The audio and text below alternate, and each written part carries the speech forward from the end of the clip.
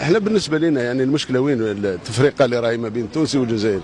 احنا بالنسبه للجزائريين التوانسه لما يجوا الجزائر راهم يتسوقوا بزاف، يتسوقوا برشا كما تقولوا انتم، يتسوقوا كثير، يجوا للعلمه يجوا ويتسوقوا حتى من المراكز الحدوديه، يتسوقوا من حيدره، يتسوقوا من قلعه سنان، يشري القطعه تاع الياورت كما قال الزميل هذا هنا، يشري القطعه كما نشريها هنا كما يشريها الفرنساوي. وحنا هنا لا، احنا لما تجي الجزائر يجيهم الجزائري يعتبرونا اجانب ويزيدوا، نشوفوا التونسي يبيعوا له ب3 دينار، يجي الجزائري يقول له 5 6 دينار. علاش؟ 10 دينار 10 دينار. احنا درك حاليا كنا في تاع السوق هذا تاع نفس الاسعار، احنا باعنا بسوم والتوانسه يبيعوا لهم بسوم. وحنا التوانسه لما يجوا للجزائر والله يتسوقوا وعلى الرحب والسعه. لي بري تاع نعطيك مثال برك، السكنات هذو اللي راهم الايجارات ياجرونا احنا.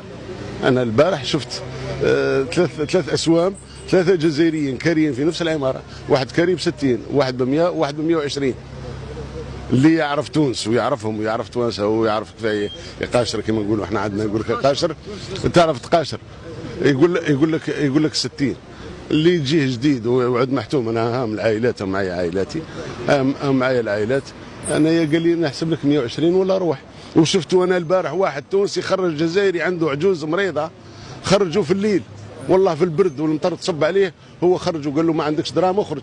علاه خرجوا؟ ما خرجوش لانه ما عندوش دراهم، هذاك خرجوا لان ضمن بو 3 ليالي وب4 ليالي، وهذاك عاد راح يكري ليله والغدوه يروح يجي للطبيب ويروح. قالوا لا تخرج لي. يعني هذه الرحمه تاع الاجانب. احنا ماناش اجانب، احنا بالنسبه للتوانسه ما راناش اجانب يا مدام، احنا رانا خاوه. احنا الجزائر لما عاونت تونس، ما نقولوش عاونت، احنا اخوه، عاوننا اخواننا، ما عاوننا